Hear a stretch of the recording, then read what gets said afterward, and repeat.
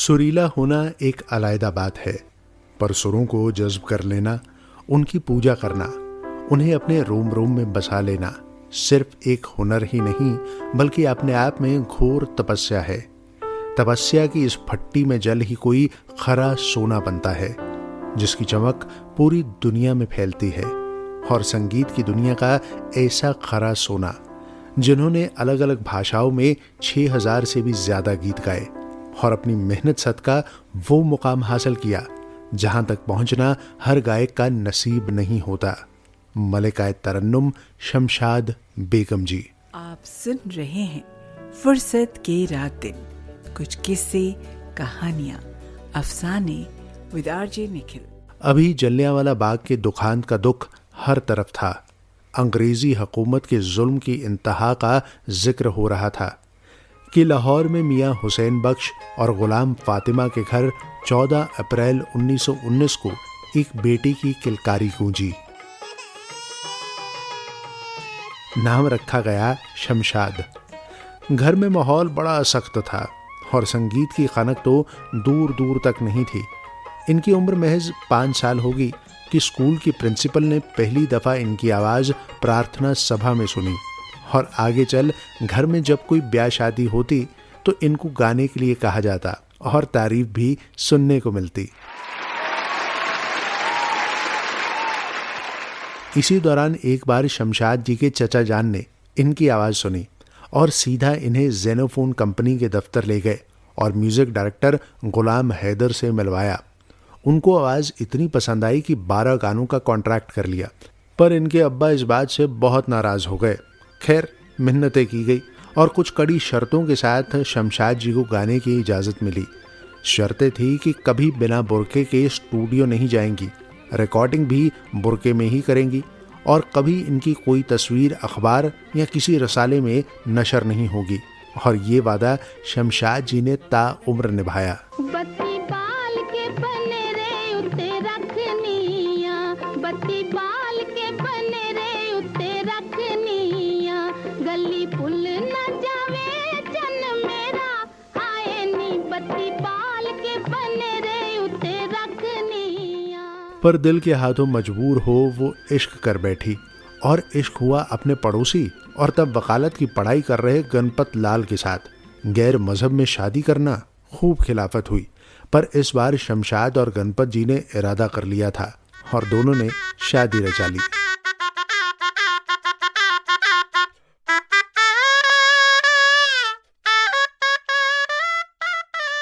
ब्याह के बाद भी संगीत का सफर जारी रहा। ऑल इंडिया रेडियो लाहौर की जान हुआ करती थी शमशाद बेगम जी और कुछ अरसे बाद गुलाम हैदर साहब इनको बंबई ले गए डायरेक्टर प्रोड्यूसर महबूब खान के आश्वासन पर कि वो इनको गाड़ी, बंगला, शोहरत, पैसा सब देंगे।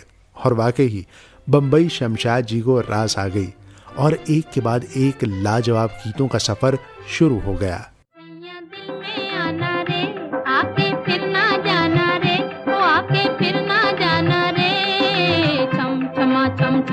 राजा बन के आना रे, मोहे लेके जाना रे, ओ मोहे लेके जाना रे, चम चमा चम चम। संगीत के इस सफर में कई रिकॉर्ड भी इनके नाम दर्ज हैं। मिसाल के तौर पर ये उस दौर की वाहिद ऐसी गायिका थी जिन्होंने अपनी पहली फिल्म के सारे गीत गाए थे। इसके अलावा 1940 से लेके 1960 तक Shamshad ji was highest paid singer in Hindi cinema.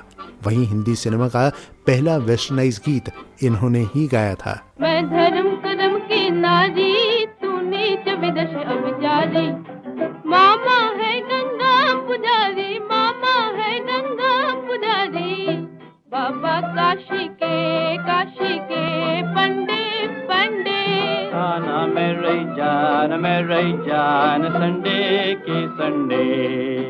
यहाँ एक और किस्सा भी याद आता है।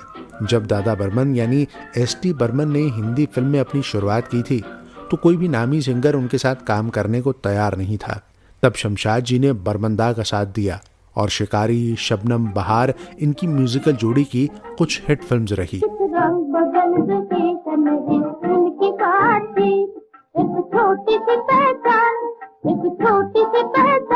कहीं बन न जाए प्रीत, कहीं बन न जाए प्रीत, और कुछ ऐसी एसोसिएशन इनकी रही ओपी नैयर के साथ, जिनसे पहली मुलाकात तब हुई जब नैयर साहब बतौर office boy all India radio Lahore में काम करते थे। और नैयर साहब का कहना था कि शमशाद जी की आवाज़ मंदिर की घंटी की तरह साफ सुथरी, सुकून और रूहानियत से भरपूर है, जिसकी झलक हमें सीआईडी, आर पार, किस्मत, नया दौर के गीतों में भी मिलती है। मेरे पीछे लेकिन मैं तेरे पीछे, अपना बना ले मेरी जान, हाय रे मैं तेरे कुर्बान, कजरा मोहब्बत वाला अखियों में ऐसा। 1940 से 1955 का दौर शमशाद बेगम जी की सुपर सक्सेस का दौर था, पर अब्बा से किया वादा इन्होंने हमेशा याद रखा, इसलिए रिकॉर्डिंग भी रात के समय करती थी। कब स्टूडियो आती, कब चली जाती, किसी को पता न लगता। फिल्म इंडस्ट्री में ये बात मशहूर थी कि शमशाद जी लकी चार्म है, यानी कि जो भी इनके साथ शुरुआत करता है आगे चल मशहूर सितारा बनता है। खासतौर पर ओपी नैयर साहब, नौशाद साहब, नरगिस जी, सी रामचंद्र साहब। तेरी महफिल में किस्मत आज़मा कर हम भी देखेंगे, घड़ी भर को तेरे नजदीक आकर हम भी देखेंगे, घड़ी भर को तेरे नजदीक आकर हम भी देखेंगे, अजी हाँ हम भी देखेंगे। जैसे जौहरी हीरे की परख रखता है, वैसे शमशाद जी टैलेंट पहचानने में बड़ी माहिर थी। दरअसल किशोरदा और मदन मोहन जी इनके गीतों में कोरस का हिस्सा हुआ करते थे, और मदन जी को इन्होंने एक दिन कहा कि जब आप म्यूजिक डायरेक्टर बनोगे तो मैं अपने हाफ प्राइस पर आपके लिए ज़रूर गाऊंगी। और किशोरदा को तो यहाँ तक कह दिया था कि आप आगे जा म्यूजिक इंडस्ट्री में इतिहास रचोगे, और वाकई ही हुआ भी ऐसे ही। कहीं पे निशाना, कहीं पे निगाहें, कहीं पे निशाना, जीने दो जालिम बनाओ ना दीवाना, कहीं पे निगाहें, कहीं पे निशाना, कहीं पे निगाहें, कहीं पे निशाना। शमशाद जी की टोनल क्वालिटी भी बहुत यूनिक थी। उस वक्त की और फीमेल सिंगर नूर जहां जी, सुधा मल्होत्रा जी, गीता दत्त जी, सुरैया जी के मुकाबले इनकी आवाज़ बिल्कुल मुख्तलिफ थी, और प्रोजेक्शन भी बड़ी बाकमाल थी। कई दफ़ा तो म्यूज़िक डायरेक्टर इन्हें माइक से काफ़ी दूर खड़ा होने को कहते, क्योंकि पंजाब में इनकी ट्रेनिंग खुले अंदाज में गाने की हुई थी। और कहते तो ये भी हैं कि लता जी ने अपने करियर के पहले 10 साल शमशाद जी के अंदाज को ही कॉपी किया था। लेके पहला पहला प्यार भर के आंखों में खुमार, जादू नगरी से आया है कोई जादूगर, वो लेके पहला पहला प्यार। पर शोहरत के इस दौर को एक वक्त ऐसा आया कि नज़र लग गई। वो दौर था 1955 का, जब इन्हें खबर मिली कि इनके शौहर का देहांत कार एक्सीडेंट में हो गया। इतना गहरा सदमा लगा कि संगीत से मुंह मोड़ लिया।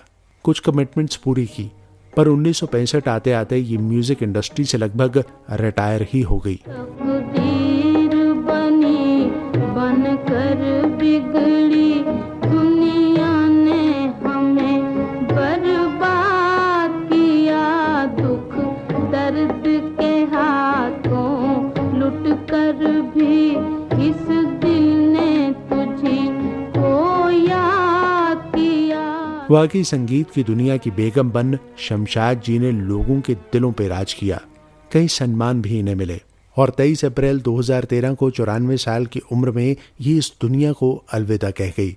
और इनकी आखिरी ख्वाहिश थी कि इन्हें बहुत सादगी के साथ दफनाया जाए, ना कि इनके जनाजे को एक इवेंट के तौर पर पेश किया जाए।